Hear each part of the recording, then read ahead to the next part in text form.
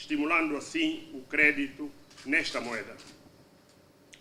A redução da taxa de redesconto, que se situa neste momento em 20%, procurando induzir as taxas de juros no mercado e tornar o crédito mais barato, além de termos disponibilizado um mecanismo de cedência de liquidez de curto prazo para as instituições financeiras com uma taxa que hoje se situa em 15,75%.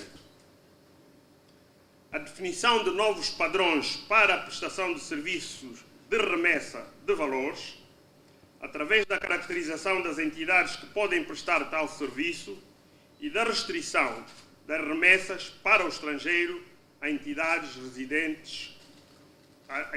não residentes cambiais. Estamos, por outro lado, em vias de instituir um centro de atendimento ao consumidor de serviços bancários, criando-se assim condições para aproximá-lo dos bancos e da entidade reguladora. Além disso, iniciamos um programa abrangente de educação financeira, cujo objetivo consiste no aumento da consciência pública sobre os serviços financeiros disponíveis e suas principais vantagens. Visamos com esta medida aumentar o nível de bancarização da população, ao mesmo tempo que colocamos ao seu dispor mais conhecimento sobre o sistema financeiro.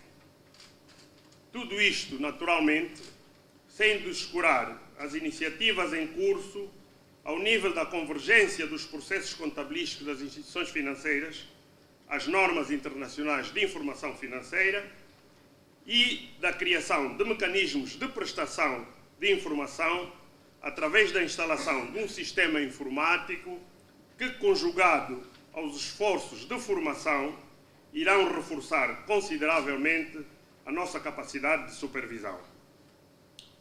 Gostaríamos de terminar destacando que, em consequência deste esforço de regulação e de supervisão do sistema, as instituições financeiras bancárias têm igualmente grandes desafios, dentre os quais gostaríamos de salientar apenas os seguintes: a necessidade do reforço da qualidade, da transparência e da coerência do capital regulamentar, a criação de condições para que o mesmo sirva de amortecedor de perturbações e não de transmissor de riscos ao sistema financeiro e ao conjunto da economia, e o aperfeiçoamento das ferramentas para a gestão do risco, da competitividade e da rendibilidade dos capitais, para além, como é evidente, do aprimoramento da governação corporativa. Convicto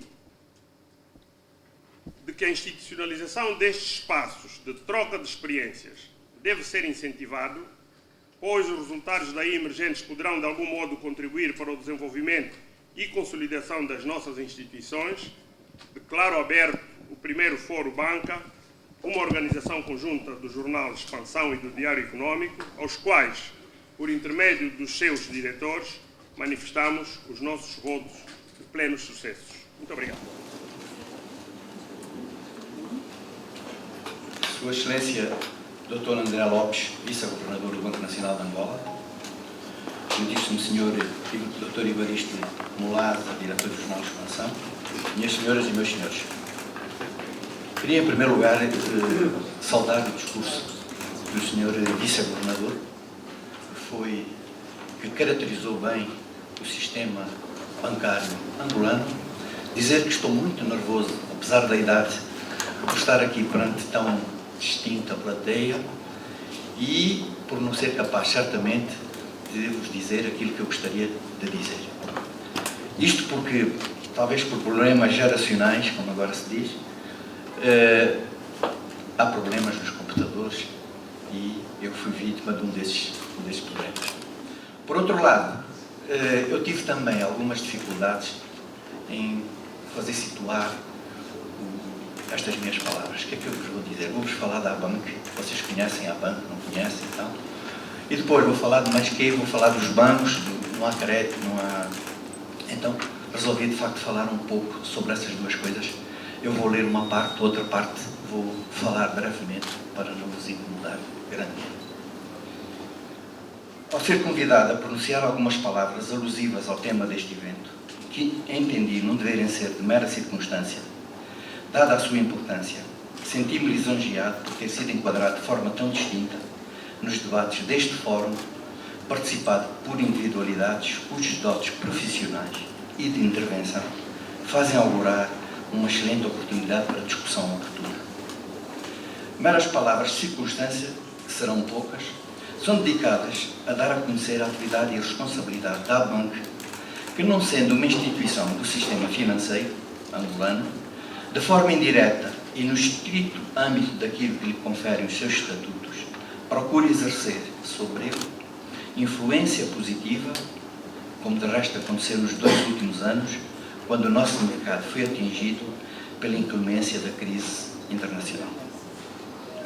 Congregando no seu seio os 21 bancos já a trabalhar no país, a ABANC é a única entidade que representa o setor bancário cujo perfil é já bastante diversificado e abrangente, junto das autoridades responsáveis pela definição do quadro regulamentar em que se desenvolve a atividade bancária, pela elaboração da política económica, de modo a contribuir para melhorar o sistema normativo, a qualidade de serviço e a reduzir os níveis de risco a que os bancos estão sujeitos.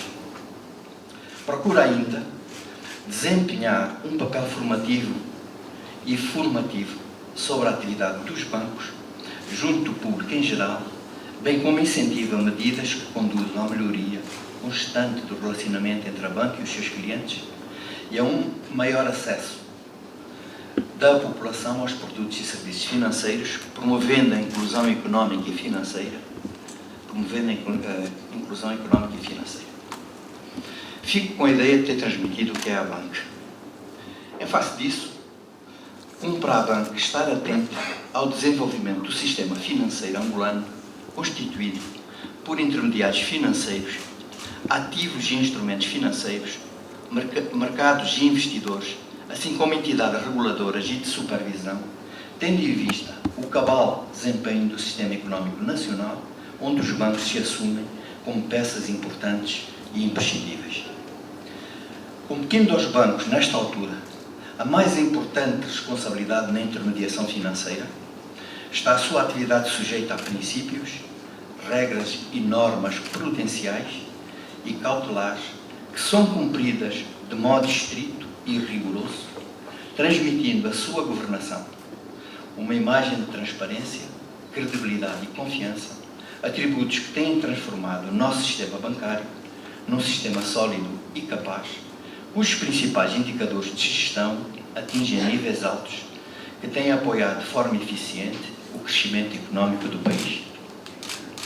Porém, o futuro será bem mais exigente, comportando nele a obrigatoriedade de outros e novos saltos qualitativos que impõem inovação e criatividade, a fim de que possamos tornar as oportunidades de acesso aos produtos financeiros extensiva a todos os angolanos. Bom, chegado aqui vou falar um pouco de outras questões que nos preocupam bastante.